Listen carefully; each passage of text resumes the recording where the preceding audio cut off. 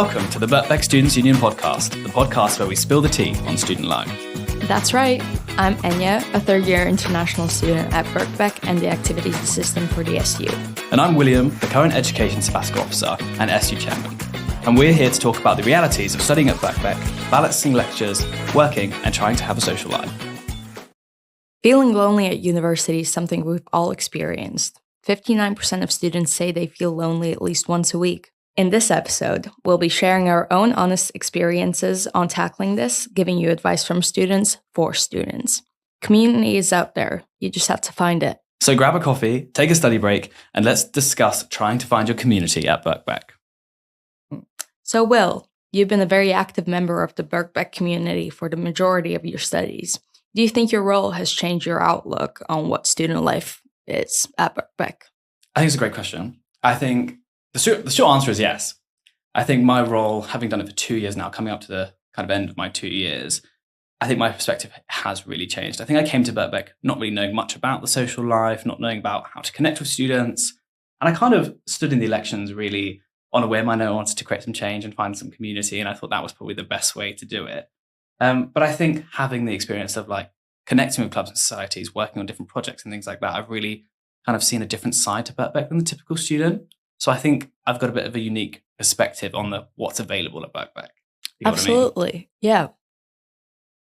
And you're an international student. Do you feel like you have a different perspective on student life at Birkbeck? I mean, yeah, I actually hadn't been to England before I moved here. So I feel like I kind of jumped into the deep end. Granted, I was very excited. It had been a dream for a while, but obviously, it was quite scary. Moving to a new place, not knowing anyone. But I feel like my experience generally has been very positive. Even though Birkbeck doesn't necessarily advertise student life, there's loads of it to be had. And also just Bloomsbury is a great area to be in as a student. And is there any place that you found loads of students to connect with? I think you said you were in student halls before. So yeah, absolutely. I think that's a great place to start. I lived in an intercollegiate hall, so I met students from SOAS, UCL, other Birkbeck students. But I think something that's great about university is the fact that you're literally with like-minded people. You have that step up from which you can connect with people because you're studying the same thing. And I think something that's really special about Birkbeck is the fact that people really want to be here. And as Birkbeck is quite different from your typical university. And I find that oftentimes, people who have their day jobs, their families, they're really eager to come here and learn. That's very true, actually, because I think I've studied at 2 other universities and I found it's a completely different experience at Birkbeck. But I think for the better, to be honest. I think there's a lot of students from all different backgrounds, but everyone really, really wants to be here. Everyone is very passionate about Birkbeck, whereas I think you go to other institutes and they're like, oh, students from sixth form who've just been pushed because their parents have told them to come, and they're here for the more very social life kind of aspect of university. Whereas I think people at Birkbeck, they enjoy the social life, but they also are really focused on the education part as well. Student life has been incredibly active in the past year. A couple of weeks ago, we had Mental Health Awareness Week, as you quite know. The highlight event from that was the taster session for the Gardening Society, where it was really beautiful to see people come together and join up and garden. Yeah, exactly that. I think it was very nice to see sort of people connect over the shared interest and then just sort of carry on, and the conversations, pardon the pun, just flowered from then on out. That was great. That was really good. I saw the photos as well. It looked really nice on the socials. Yeah, absolutely. But, we have so many active societies like that. I think Birkbeck people are very passionate, and that often comes through in student group activities. Dance sport is one of our most active clubs. I believe they have around 80 members. And that's pretty consistent throughout the years. The Mountaineering Society are very active. They climb every week. judo, the film society, the philosophy society. Yeah. William, you're a philosophy student. I am. And I find at Birkbeck, it's the different societies that are the ones that thrive a lot. So if you've got a unique passion, I feel like Birkbeck's probably the place. You can find something. I'm not sure many institutes that have a mountaineering society that is as active as us.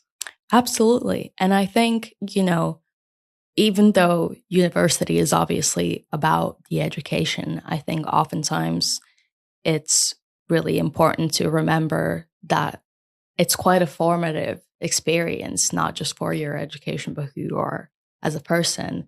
I think for a lot of people, it's a time of discovering oneself or rediscovering oneself if you're returning to university. So I think it's incredibly important to sort of keep a hold of your hobbies, explore new ones, return to old ones, and really, not only learn, but learn who you are. I guess I want to lead on with a bit more of a personal question then of, do you feel like you felt lonely at university, and have you been able to overcome that? Or where are you with loneliness, do you think? I think in reality, I was never lonely. I think we have such a great community surrounding both in Birkbeck and generally the sort of collegiate system around Bloomsbury. I think it's made for students, and there are so many opportunities to connect with people and engage in community. But I think, oftentimes loneliness is more than a physical state of being. It's a feeling. And I think for not only international students like myself, but I think for everyone, I think, oftentimes that feeling can come through no matter how surrounded by people you are. And I think in those moments, it's very important to reach out and make a specific effort to connect with your community. I think you raised an interesting point about being around people and feeling lonely, because I think a lot of people think that, you live in London, you live in this kind of hustle and bustle city, and you've got so many people around you, how could you possibly be lonely? But then loneliness is kind of far beyond that. You can be surrounded by 100 different people, but you can just be the one standing in the corner by yourself, or you can literally be talking to people and still feel like an outsider. So I think I've definitely felt that in the past. I think sometimes I'm that person that struggles a little bit to engage at first. I kind of like take a little bit of a back seat, and then once I'm comfortable, I'm like, a bit outgoing, and I'm in people's faces and I'm really engaged. But I think it takes me a second to be like, is this a space I want to engage in? Is it a space that I feel comfortable to engage in? So I think sometimes it takes me a while to get there. Let's get into it. You're a new student. You've just arrived. What's the course of action? What's the best way to get engaged? The first thing I always do is sit next to different people in my lectures and seminars. It's the first thing, because I want to kind of get the vibe. Because I think some people, they pick their seat and that's where they stay the whole year. But then they might be sitting next to someone they don't really like it. They find out they're not the biggest fan of or something. Yeah. But interestingly enough, I actually met my best friend and my current flatmate on induction day. Very first thing I attended in university. So I was very lucky like that. But you raised a great point. I think, it's very important to connect with people. And because so many different people from all walks of life come to Birkbeck, you can learn so much by just talking to people. I think that's the core beauty of Birkbeck is you'll meet every kind of person. And I think it can not only help you grow as a person, but it can only be helpful to have different perspectives on your course. So you can sort of get a very wide variety of perspectives while you study. Completely. I think everyone's in a similar position as well. On their first day, they kind of want to have people they talk to. They want to kind of share their experiences, their passions with you. And I think, as you said, my course, for instance, has a very diverse group of people. Like, I think the people I sit next to are very different from the traditional kind of, 18-year-old student, 21-year-old student you sit next to in a class. And I think I really appreciate that about that.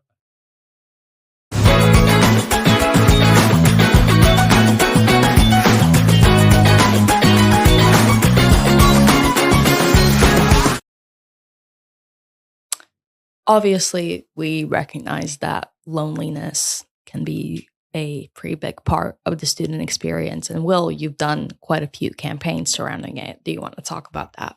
Yes, certainly. So one of the first campaigns I did at Birkbeck was a campaign called Birkbeck Cares, and it was all about tackling student loneliness together.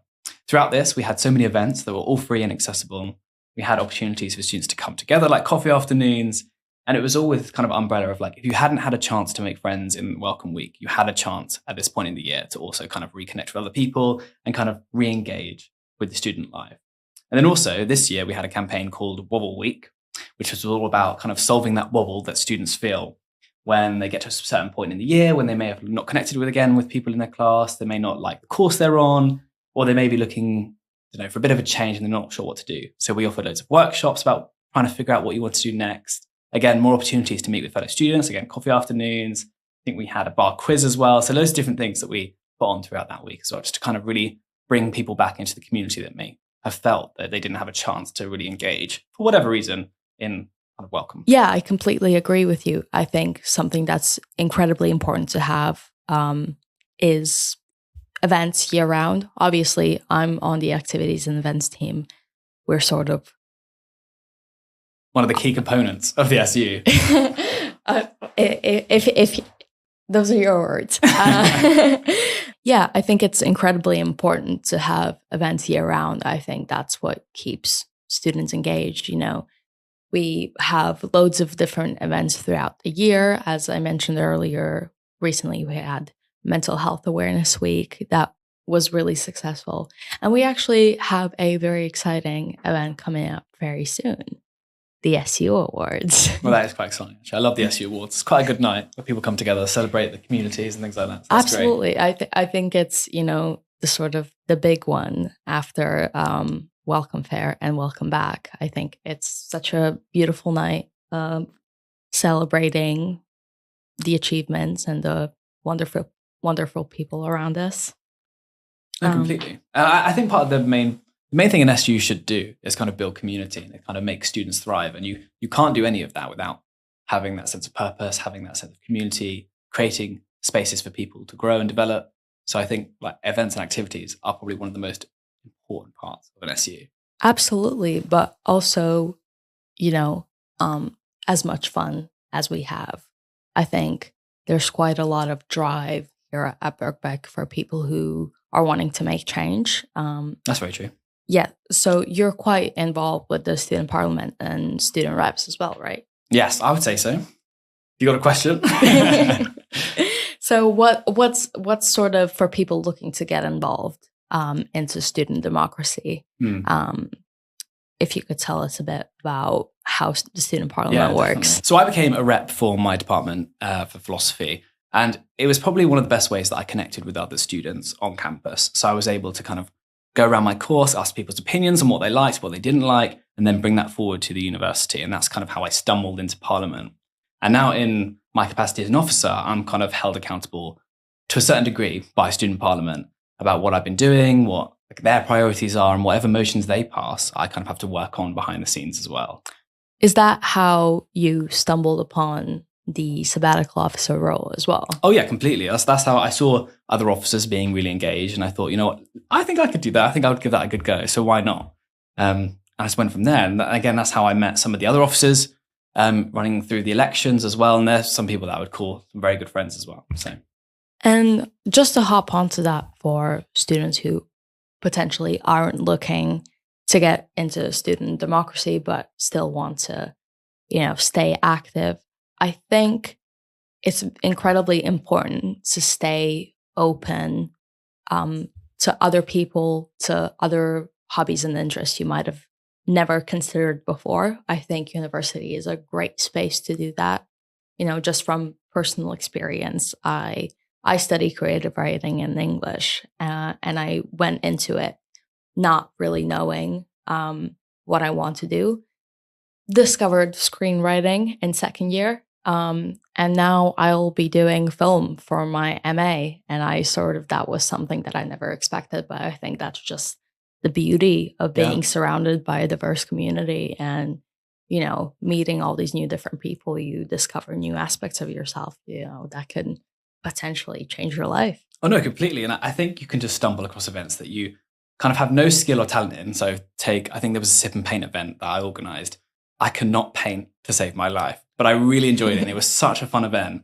I think I've still got my painting at home. It's probably in the cupboard somewhere. It's not hanging up on the wall or anything, but it was really nice to just engage with something that I wouldn't typically do. I think something that is very important that I've discovered, it's incredibly important to do arts and crafts as an adult. I think. Yeah, that's very true, actually, yeah. You know, we engage our brains a lot during studies, but, you know, we sort of forget the sort of physical creation of things. And fairly recently, we had a clothes upcycling workshop that we held, and that went super well.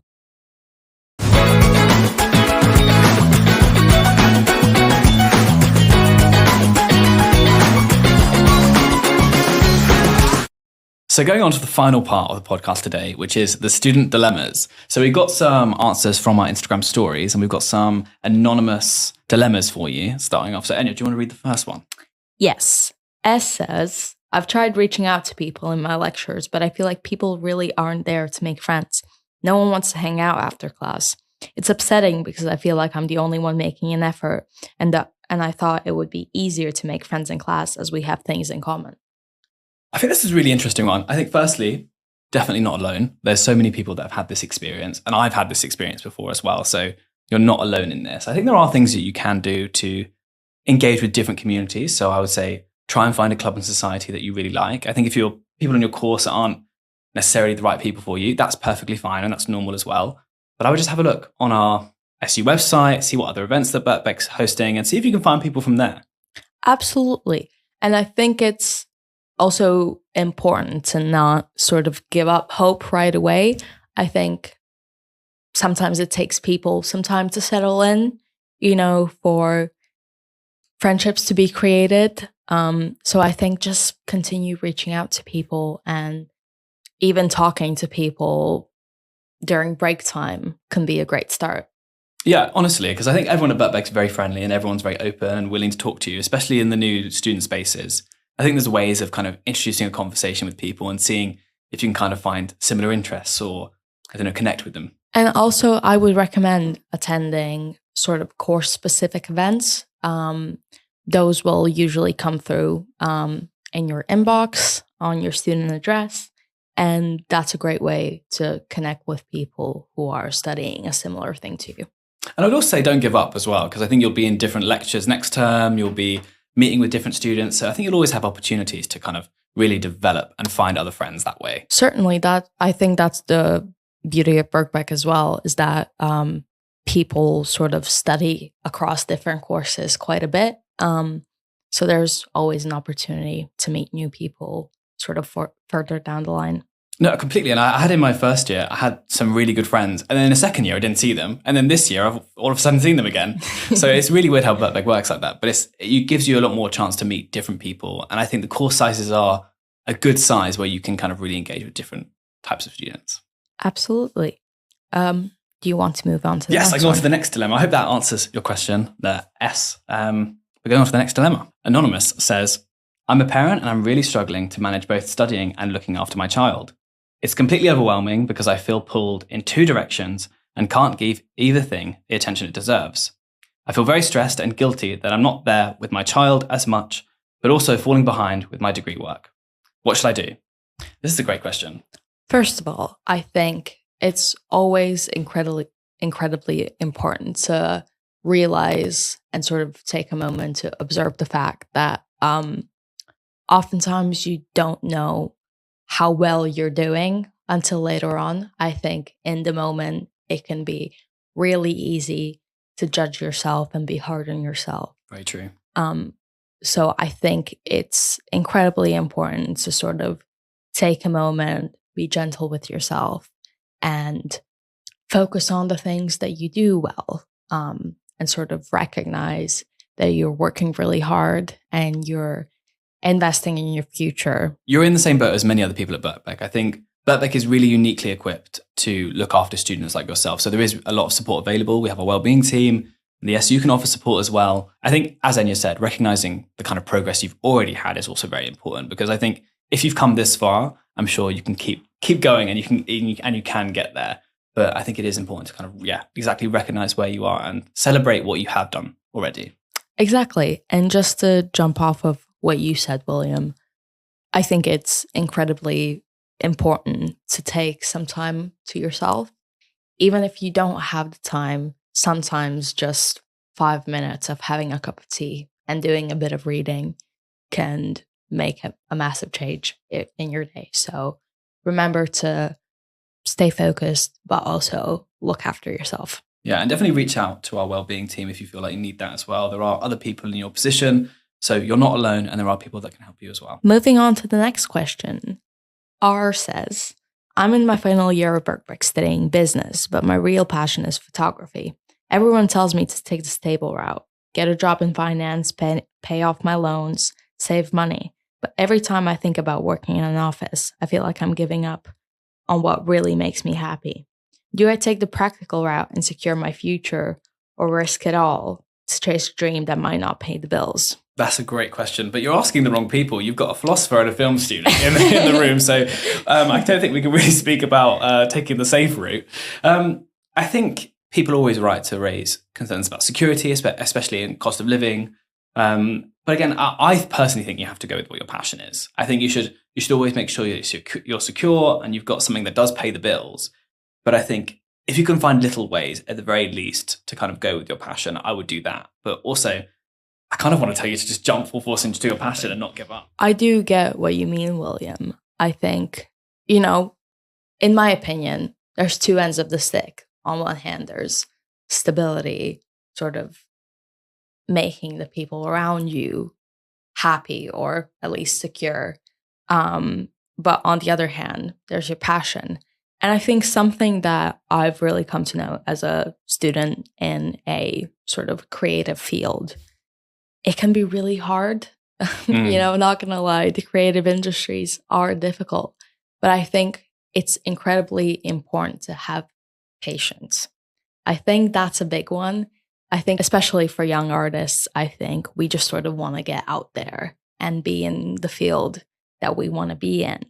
But oftentimes I feel like it takes time. And if you can build your creative career step by step alongside maybe a more stable income, a more stable position, I think in that way you can build a creative career that potentially you'll reach a point where you can just do that full time.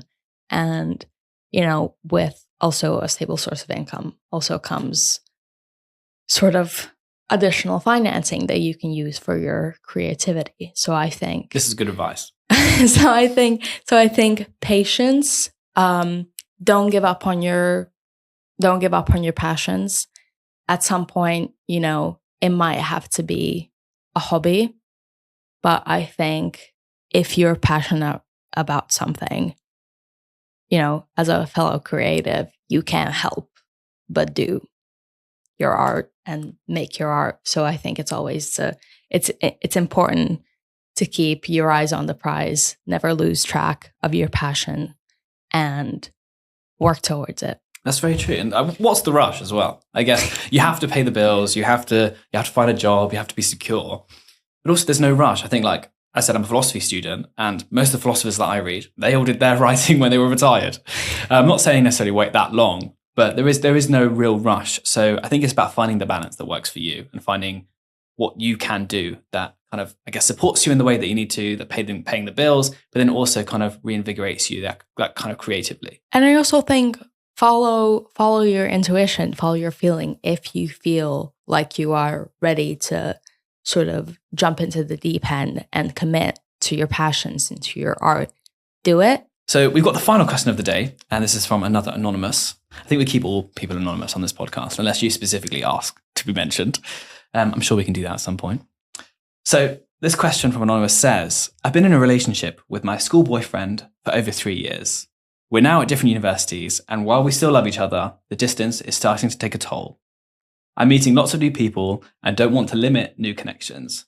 Do I stay loyal to my long-term distance partner or explore something new that's right in front of me now? Oh, that's a very interesting question. Very juicy. I think that's a great question. Yeah. I think a lot of people go into uni in this position. Something that I learned is that I feel like society generally centers romantic relationships and sort of doesn't equate friendships to the same level. I think, you don't necessarily have to limit your connections to new people. I think it's just important to sort of take into account that friendships can be just as fulfilling as romantic relationships. But it's also important to follow your feelings. Will, do you have anything to say on this? I think rereading through the dilemma, it says the distance is starting to take a toll. I think I would want to understand what that was more before giving like really solid advice.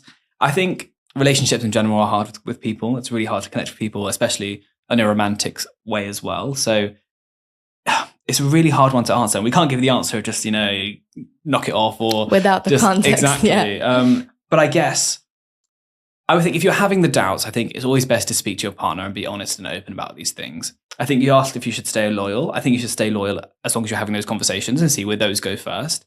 I don't think we advocate for cheating on the podcast. Absolutely not. But I would say have the conversations first with your partner. Speak about what they're thinking, what they're feeling, because you never know, they might feel the same way as well. And it might not be for you guys at the moment, but that also doesn't mean after university you can't get back together or anything like that as well. Exactly. And I think another beauty of university experiences is you might discover a new way of reinvigorating your relationship, being together in a different way. I think something that's really important to remember, that there is no one right way. That's very true. I completely agree. There's no one right way. I think I've been in a relationship when I started university. I'm in a different relationship now. So I think having been in a similar position where we were at two different universities, I think having the conversations is the most important step. You've got communication is key, people. Communication. Exactly. That's it from me on that.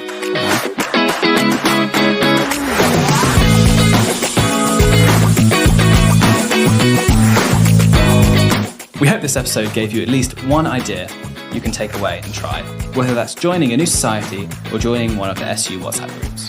Thank you for sending in your questions, and don't forget to message us on Instagram or send us an email to our SU inbox.